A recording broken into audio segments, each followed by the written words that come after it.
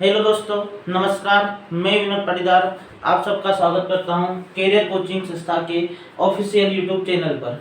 ठीक है, चलो हमने 12वीं कक्षा का टॉपिक स्टार्ट किया था, यूनिट फर्स्ट स्टार्ट करी थी, जिसमें हमने 4 चैप्टर देखने की बात करी थी। तो सबसे पहले जो बेसिक टॉपिक की बात कर रहे थे वो था जनन, ठीक है ना। लेकिन मैंने आपको ये भी बोला था कि जो जनन टॉपिक है वो हमारे सिलेबस से भी हटा हुआ है, लेकिन हमारे को उसको आगे आगे जितने भी टॉपिक समझने हैं तो इसलिए हमारे को जो बेसिक टॉपिक है उसके बारे में थोड़ी सी जानकारी हमारे को लेना रहेगी, ठीक है ना।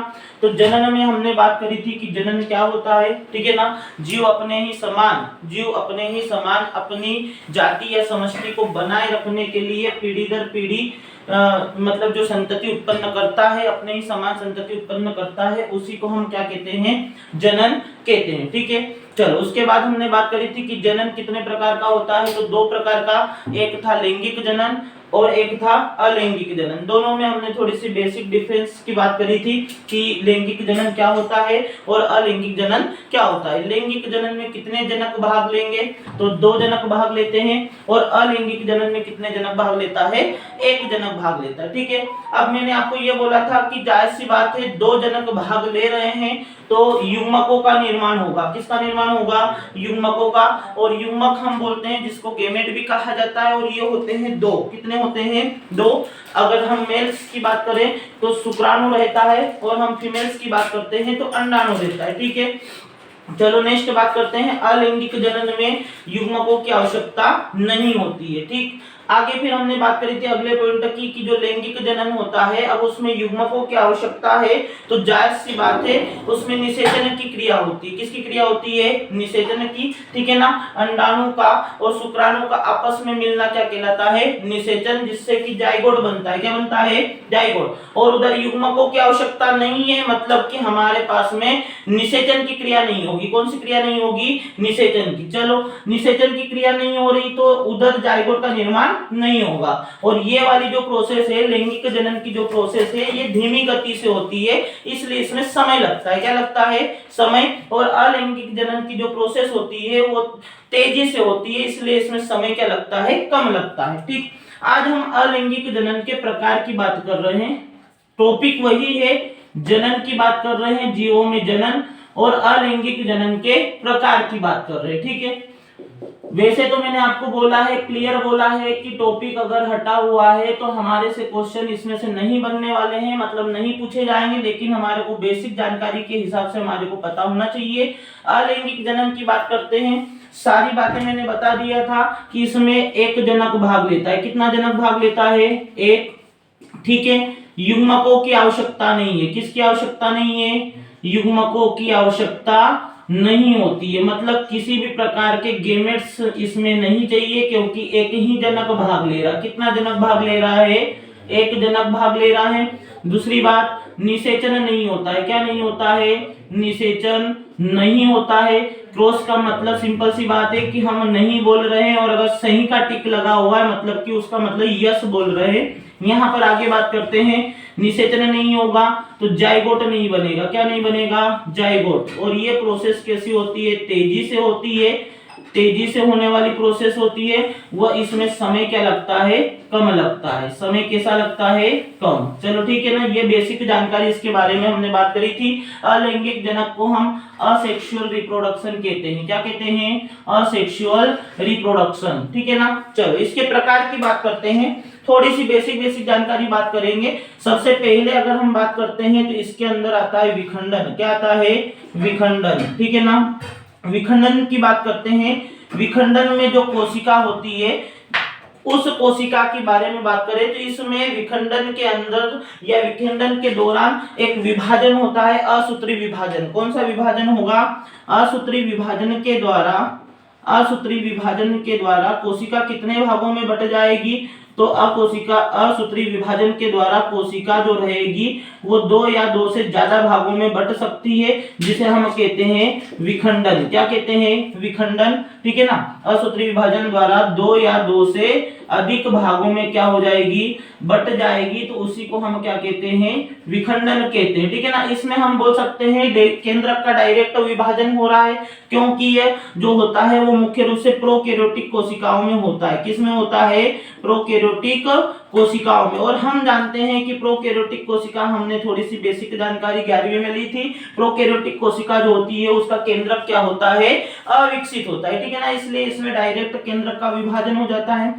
ठीक है। कौन से विभाजन द्वारा होगा?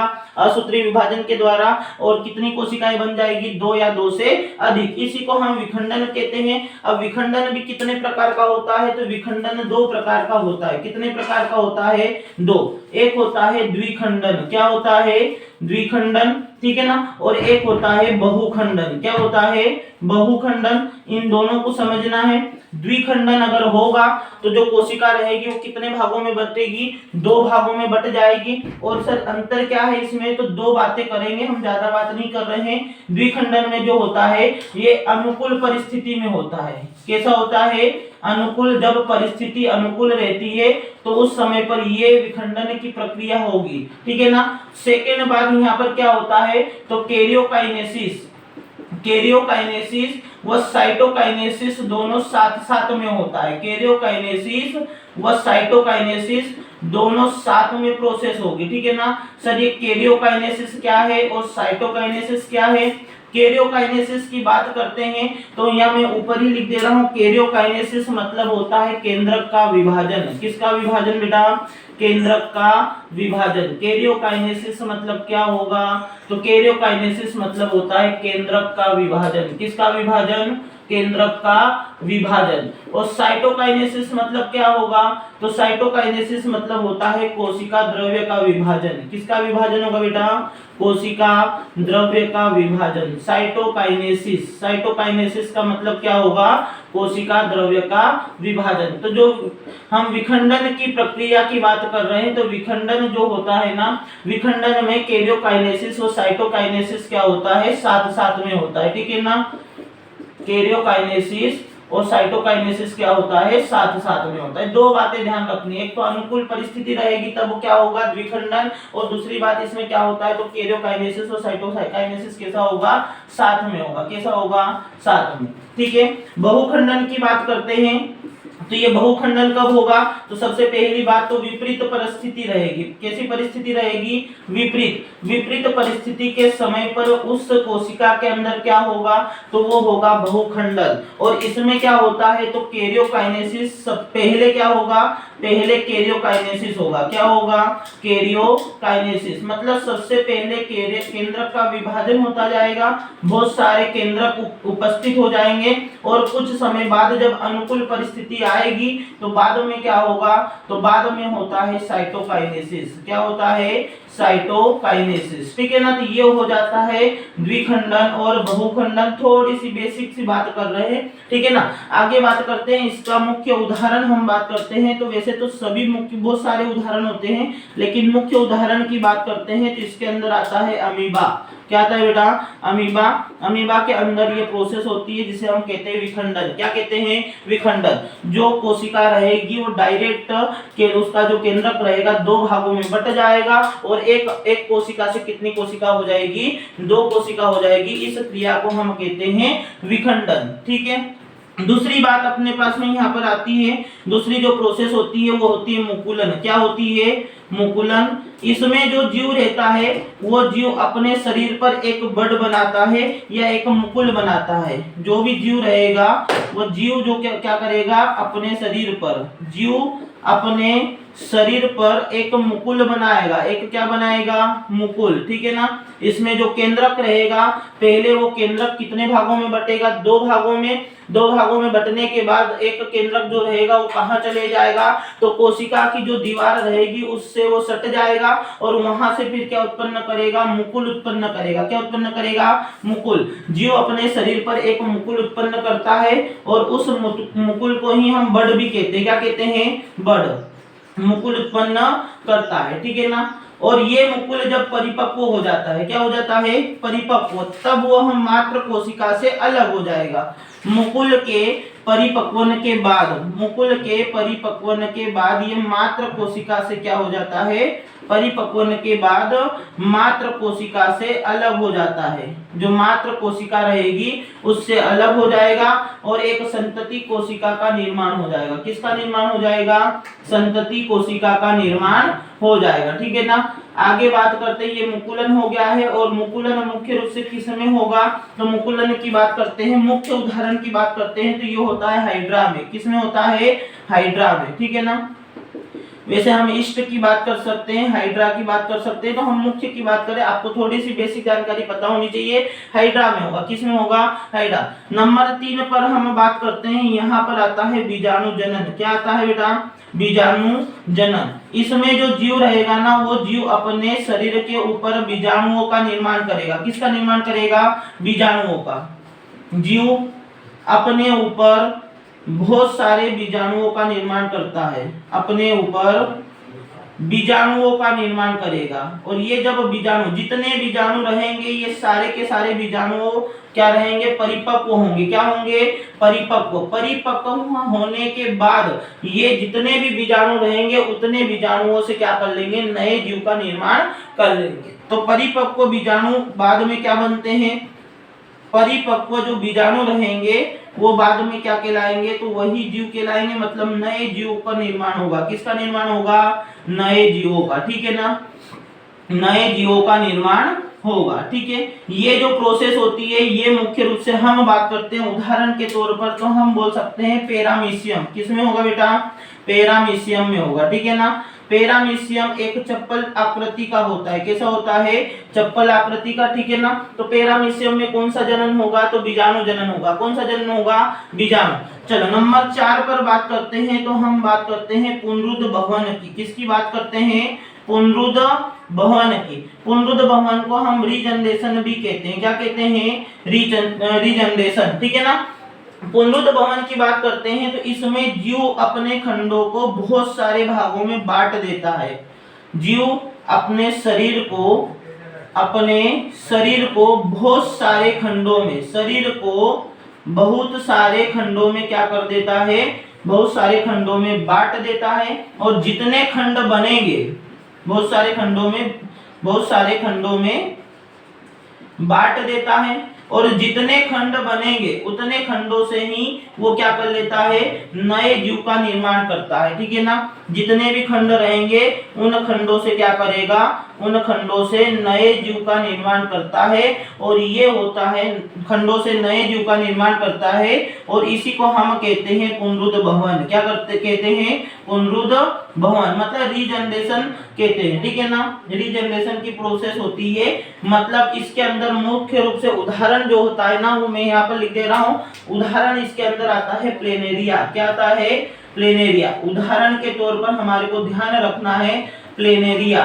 प्लेनेरिया, जो प्लेनेरिया जीव है वो एक ऐसा जीव है जिसके अंदर सबसे ज्यादा रीजनरेशन कैपेसिटी होती है। अगर सबसे ज्यादा रीजनरेशन कैपेसिटी की बात करें तो वो किसके अंदर होती है, प्लेनेरिया के अंदर होती है। किसके अंदर होती है बेटा, प्लेनेरिया के अंदर। ठीक है ना। हमारे शरीर में रीजनरेशन का मैं मतलब आपको बता देता हूं कि जैसे आपने छिपकली का नाम सुना है, तो छिपकली का जो अगर पूंछ वगैरह कट जाती है तो वो पूंछ वापस से क्या हो जाती है, रीजनरेट हो जाती है, वापस से बन जाती है। तो इसको कहा जाता है रीजनरेशन। क्या कहा जाएगा, रीजनरेशन। तो सबसे ज्यादा रीजनरेशन की कैपेसिटी किसके अंदर होती है, तो ये होती है प्लेनेरिया के अंदर। किसके अंदर होती है, प्लेनेरिया के अंदर।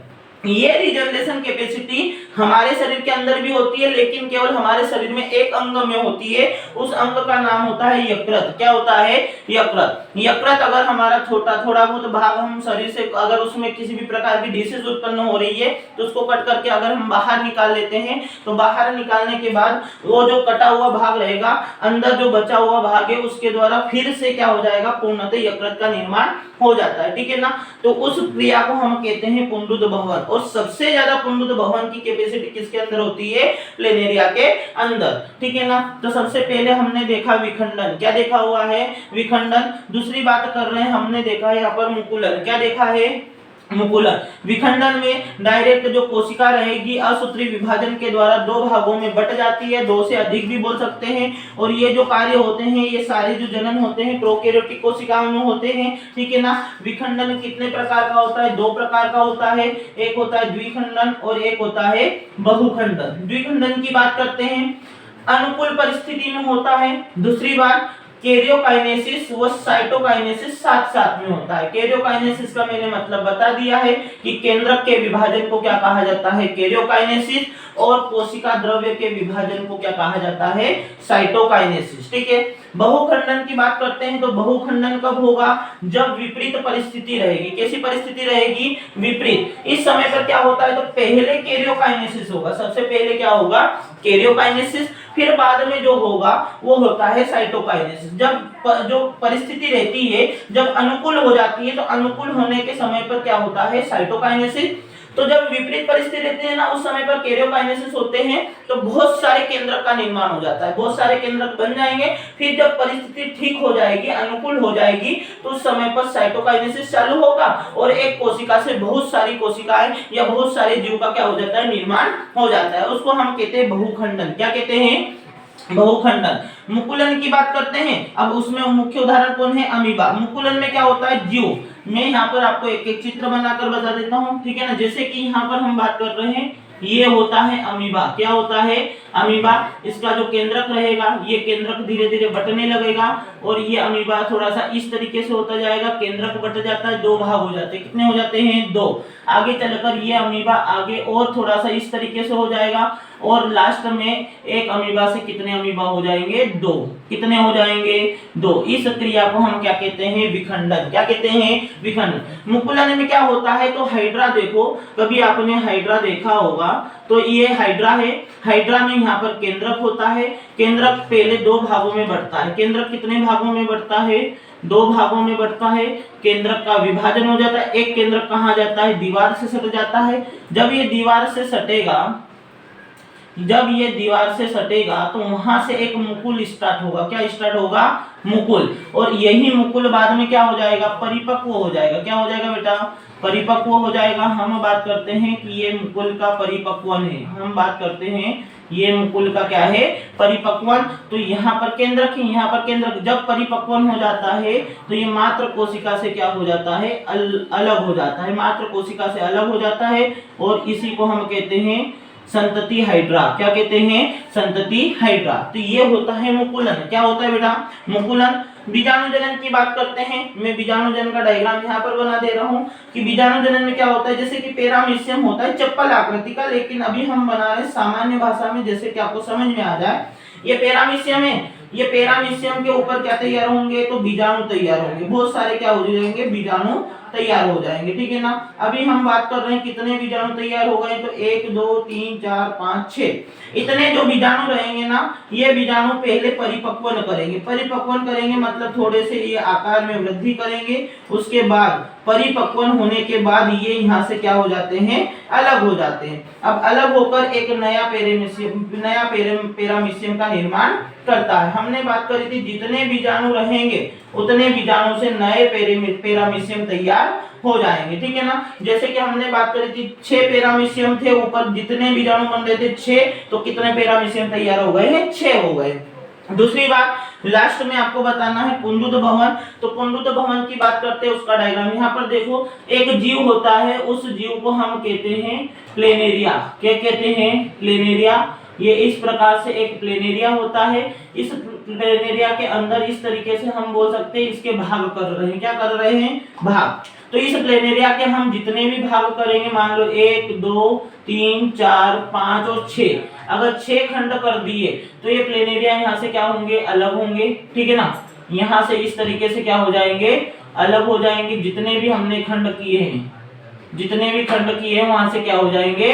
अलग हो जाएंगे, ठीक है ना। अलग होने के बाद यहाँ पर जितने भी खंड है उन खंडों से धीरे धीरे नए प्लेनेरिया का निर्माण चालू होगा। 6 खंड है तो हम 6 खंड की बात करते हैं, क्या बन जाएंगे? नए प्लेनेरिया तैयार हो जाएंगे। इसी को हम कहते हैं पुनरुद्ध भवन। क्या कहते हैं बेटा?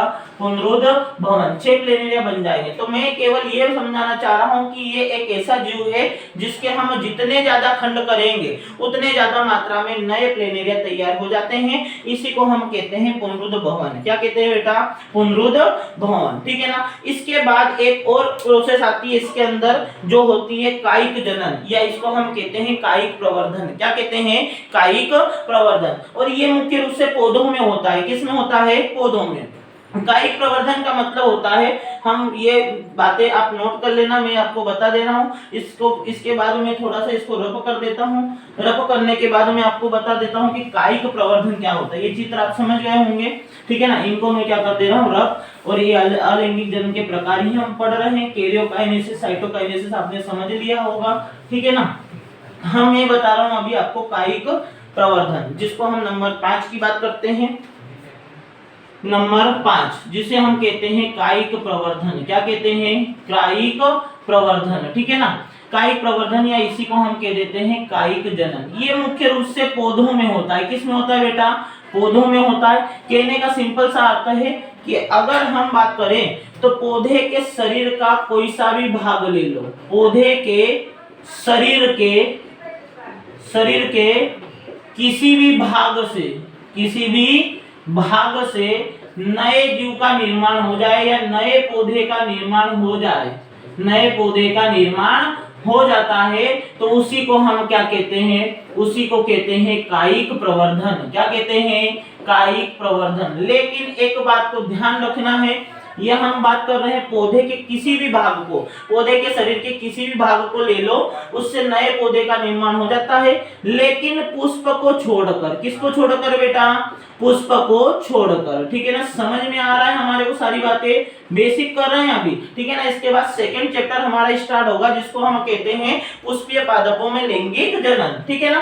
तो पुष्प को छोड़कर बाकी जितने भी भाग है, जैसे कि जड़ है, तना है, शाखा है, पत्ती है, इन सारे भागों से किसी न किसी तरीके से नए पौधे का निर्माण हो रहा है, तो उसी को हम कहते हैं कायिक जनन या कायिक प्रवर्धन। जैसे प्राकृतिक तरीके से हम बोलते हैं कि हम बात कर रहे हैं गुलाब की आप कलम ले लेते हो, तो इस गुलाब की कलम से आप एक नया गुलाब का पौधा तैयार कर सकते हो। अगली बात करें तो हम यहाँ पर बोल सकते हैं जैसे आलू है, तो आलू के अंदर आंखें पाई जाती है और उन आलू के टुकड़ों को हम कहते हैं कंद। क्या कहते हैं? कंद। ये प्राकृतिक तरीके से हो रहा है। इन आलू के कंदों के द्वारा भी हम नए आलू के पौधे तैयार कर सकते हैं, ठीक है ना। आपने देखा होगा गन्ने में हम बात करते हैं, गन्ना जो होता है, गन्ने के अंदर भी क्या होता है? कायिक जनन होता है, ठीक है ना। इसके अंदर भी क्या करते हैं? इसके टुकड़े कर लेते हैं। इसके टुकड़े कहाँ से करेंगे? तो जहां पर आंखें पाई जाएगी। क्या पाई जाएगी? आंखें। तो इनके टुकड़े करने से भी फिर हम अगर उनको मिट्टी में डाल देते, सोइल में डाल देते हैं, तो नए पौधे तैयार हो जाते हैं गन्ने के। हाँ, इस पे हमारे को नए पौधे तैयार करने के लिए मीडियम चाहिए। क्या चाहिए? मीडियम। तो इस प्रोसेस को कहते हैं कायिक प्रवर्धन। क्या कहा जाता है? कायिक प्रवर्धन। ऐसे बहुत सारे उदाहरण हैं, बस हमारे को तो समझना है कि कायिक प्रवर्धन क्या है। तो पौधे के शरीर के किसी भी भाग को अगर ले और उससे एक नया पौधा तैयार कर ले, ठीक है ना, तो उस प्रक्रिया को कहते हैं कायिक प्रवर्धन। लेकिन किसको छोड़कर? पुष्प को छोड़कर। सर पुष्प को क्यों छोड़ रहे हैं? क्योंकि बेटा पुष्प जो होता है ना, वो लैंगिक जनन का भाग होता है। किसका भाग होता है? लैंगिक जनन का भाग। आगे चलकर सेकंड टॉपिक ही हमारा कि पुष्पीय पादपों में लैंगिक जनन, तो उसमें हम मुख्य रूप से किसकी बात करेंगे बेटा? पुष्प की करेंगे। किसकी करेंगे? पुष्प की। हाँ सर, ये सारी बातें हमारे को बिल्कुल समझ में आ गई है। हम बेसिक ही पढ़ रहे हैं। कैसा पढ़ रहे हैं? बेसिक। अगर हम पढ़ना चाहते, अगर ये टॉपिक हमारे पास में होता है ना, तो इसमें और भी बहुत सारी चर्चा करते, लेकिन हमारे पास में अभी टॉपिक नहीं है, तो बेसिक हमारे पता होना चाहिए कि हाँ ऐसा अलैंगिक जनन में होता है, ठीक है ना। तो ये हो गए अलैंगिक जनन के प्रकार। सेकंड बात आती है, यहीं पर मैं आपको समाप्त कर देते हैं। उसके बाद हम बात करते हैं कि क्या होता है कि सेकंड चैप्टर हमारा होता है, क्योंकि वही हमारे को पूछने वाले हैं, तो उसके बारे में चर्चा करेंगे। ये टॉपिक हम यहाँ पर ये जो है उसकी बात कर लेते हैं। थोड़ा सा बचा हुआ है, थोड़ा सा क्या बचा हुआ है, तो हम देखते हैं कि निषेचन की क्रियाएं होती है। किसकी क्रियाएं होती है? निषेचन। ये किस में होगा? तो लैंगिक जनन में होता है। किस में होता है? लैंगिक जनन में। वैसे मैं वहां पर भी बता दूंगा, लेकिन हम बात करते हैं कि जनन की जो अवस्थाएं होती है, जनन की अवस्थाएं, जनन करने के लिए जो अवस्थाएं होती है या घटनाएं होती है, उन घटनाओं की बात कर रहे हैं। तो जनन करने के लिए दो प्रकार की घटनाएं होती है। कितनी होती है? दो। एक होती है निषेचन पूर्व घटना। एक कौन सी होती है बेटा? निषेचन पूर्व घटना, ठीक है ना, ये लैंगिक जनन में बात करेंगे वैसे। और दूसरी होती है निषेचन पश्च घटना। कौन सी होती है बेटा? निषेचन पश्च घटना, ठीक है सर, बात क्लियर हो रही है। दो घटनाएं होगी, एक कौन सी होगी? निषेचन पूर्व घटना, और एक होगी निषेचन पश्च घटना। मैं निषेचन आपको बता दूं, अगर मान लो लैंगिक जनन की बात कर रहे हैं तो जाहिर सी बात है, एक क्या आएगा? अंडाणु, एक क्या आएगा? शुक्राणु। अंडाणु और शुक्राणु आपस में मिलेंगे, इस प्रक्रिया को हम क्या कहते हैं? निषेचन। क्या कहते हैं? निषेचन, या इसी को हम कहते हैं फर्टिलाइजेशन। बेटा क्या कहा जाएगा? फर्टिलाइजेशन, ठीक है ना। उसके बाद यहाँ पर बनता है जाइगोट। क्या बनेगा? जाइगोट। इसको हम जाइगोट कहते हैं, या इसी को हम कह देते हैं युग्मनज। क्या कह देते हैं बेटा? युग्मनज, ठीक है ना। आगे बात करते हैं, ये जो जाइगोट है ना, ये जाइगोट आगे चलकर के किस में बदल जाएगा? तो ये बदल जाता है बेटा भ्रूण में। किस में बदल जाता है? भ्रूण में। इसको हम कहते हैं भ्रूण। क्या कहते हैं? भ्रूण, या इसी को कहते हैं हम एम्ब्रियो। क्या कहते हैं बेटा? एम्ब्रियो, ठीक है ना। अब ये जो भ्रूण है ये आगे चलकर किसमें बदल जाएगा? शिशु में। मतलब जब इस भ्रूण का जन्म हो जाएगा तो उसको हम क्या कहेंगे? शिशु कहेंगे। क्या कहेंगे? शिशु। तो ये पूर्णतः जो क्रिया होती है जनन के अंतर्गत आती है। लेकिन मुझे बताओ, इसके पहले, निषेचन के पहले भी बहुत सारी क्रियाएं होगी। हाँ सर होगी। तो हम एक एक करके यहाँ पर लिख रहे हैं। सबसे पहले क्या होता है? तो सबसे पहले होता है, हम बोल रहे हैं गेमेटोजेनेसिस। क्या बोल रहे हैं? गेमेटोजेनेसिस, ठीक है ना। ये गेमेटोजेनेसिस प्रक्रिया जो है ना, ये किसके अंतर्गत आएगी? तो निषेचन पूर्व घटना के अंतर्गत आएगी। किसके अंदर आएगी? निषेचन पूर्व घटना के अंतर्गत आएगी, ठीक है ना। इसी को हम कहते हैं युग्मक जनन। क्या कहते हैं? युग्मक जनन, ठीक है ना। इसमें भी दो बातें, दो घटना हो जाती। अगर अंडाणु का निर्माण हो रहा है, किसका निर्माण हो रहा है? अंडाणु का, तो उसको हम कहते हैं oogenesis। क्या कहा जाएगा बेटा? oogenesis, ठीक है ना। अगर शुक्राणु का निर्माण हो रहा है, किसका निर्माण हो रहा है? शुक्राणु का, तो इसको कहा जाता है, शुक्राणु निर्माण को कहा जाता है स्पर्मेटोजेनेसिस। क्या कहा जाएगा बेटा? स्पर्मेटोजेनेसिस, ठीक है ना। चलो आगे बात करते हैं। जब अंडाणु और शुक्राणु का निर्माण हो गया है तो यहाँ पर क्या होता है, उसके बाद की बात कर रहे हैं। तो यहाँ पर वीर्य सेचन की क्रिया होती है। किसकी क्रिया होती है? वीर्य सेचन की क्रिया होती है। वीर्य को मादा जनन इंद्रियों में पहुंचाना रहेगा, वीर्य सेचन की क्रिया होती है। वीर्य सेचन की क्रिया के बाद अगर बात कर रहे हैं तो फिर आता है निषेचन। क्या आता है? निषेचन। निषेचन की क्रिया होगी, और निषेचन के बाद फिर जो भी क्रिया होगी वो कहाँ आएगी? निषेचन पश्च घटना में, ठीक है ना। अब निषेचन पश्च घटना में क्या हो रहा है? तो सर एक तो जाइगोट का निर्माण हो रहा है। किसका निर्माण हो रहा है? जाइगोट का निर्माण, ठीक है। दूसरी बात हम बात कर रहे हैं यहाँ पर एम्ब्रियो का निर्माण होगा। अब पहली बात तो जाइगोट का निर्माण हो गया है, ठीक है। जाइगोट के निर्माण के बाद क्या होगा? तो अंतःरोपण होगा। क्या होगा? अंतःरोपण। ये जो जाइगोट रहेगा ना, ये गर्भाशय की दीवार जो एंडोमेट्रियम रहती है ना, उसके साथ में ये कनेक्ट होगा, जुड़ेगा। उस क्रिया को हम कहते हैं अंतःरोपण, या इसी को कहते हैं हम इम्प्लांटेशन। क्या कहते हैं? इम्प्लांटेशन, ठीक है। फिर इसका विकास होगा। क्या होगा? विकास, ठीक है। फिर भ्रूण का निर्माण होगा। किसका निर्माण होगा? भ्रूण का। तो भ्रूण के निर्माण की प्रक्रिया को हम कहते हैं एम्ब्रियोजेनेसिस। क्या कहते हैं बेटा? एम्ब्रियोजेनेसिस। तो आपको मैं केवल ये समझाना चाह रहा हूँ कि निषेचन से पहले की घटनाएं कौन सी है और निषेचन की बाद की घटनाएं कौन सी है। फिर और विकास होगा, फिर जन्म होगा। क्या होगा? जन्म, जिसको हम कहते हैं प्रसव। क्या कहते हैं बेटा? प्रसव। फिर उसके बाद होता है शिशु की देखभाल। क्या होता है? शिशु की देखभाल। तो ये तो बहुत बाद की बात हो गई है, लेकिन हमारे को समझना है यहाँ तक। ये सारी बातें हमारे को जब हम पुष्पीय पादपों में लैंगिक जनन पढ़ेंगे और मानव जनन की बात करेंगे तो सारी बातें होंगी। तो ये एक बेसिक बातें हैं जो आपको समझनी चाहिए थी, ठीक है ना। तो ये बेसिक बातें, सबसे पहले किसका निर्माण होगा? गेमेटोजेनेसिस का, ठीक है ना। उसको हम कहते हैं युग्मक जनन। दो प्रकार से होता है, अगर अंडाणु बन रहा है तो उसे हम क्या कहेंगे, oogenesis।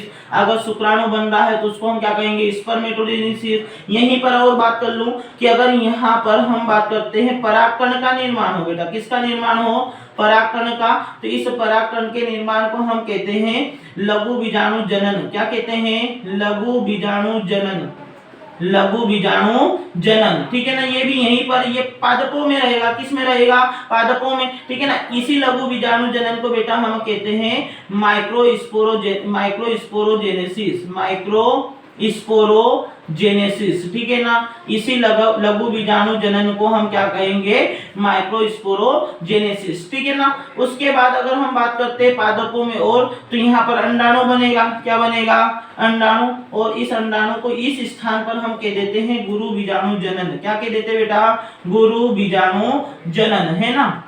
गुरु बीजाणु जनन की बात अगर बात करें तो इस गुरु बीजाणु जनन को हम इंग्लिश में कहते हैं, इसको हम इंग्लिश में कहेंगे मेगा स्पोरोजेनेसिस। क्या कहेंगे बेटा, मेगा स्पोरोजेनेसिस। तो ये सारी क्रिया किसके अंतर्गत आती है, तो निषेचन या जनन की निषेचन पूर्व घटनाएं रहेगी, निषेचन पूर्व घटनाएं रहेगी, फिर बीच में क्या हो जाता है निषेचन, और निषेचन के बाद की जो घटनाएं रहेगी ये सारी घटनाएं रहेगी। ये बेसिक बातें थी हमारे करना था, हम बस इस टॉपिक को अब ज्यादा आगे नहीं बढ़ाएंगे क्योंकि ये जनन जो है सबसे बेसिक टॉपिक है, ये एग्जाम में पूछने वाला नहीं है, लेकिन ये जानकारी हमारे को होनी चाहिए थी। ठीक है ना, इसके बाद हम कल से या नेक्स्ट लेक्चर से हमारा नया टॉपिक स्टार्ट करेंगे और वो रहेगा पुष्पीय पादपों में लैंगिक जनन। क्या रहेगा बेटा, पुष्पीय पादपों में लैंगिक जनन। यहाँ पर ये जनन वाले टॉपिक को और हम ज्यादा आगे नहीं बढ़ाते हैं, 2 वीडियो हो गए हैं, हम इसके बारे में चर्चा कर लिए, बेसिक जितनी भी जानकारी थी हमने ले लिए।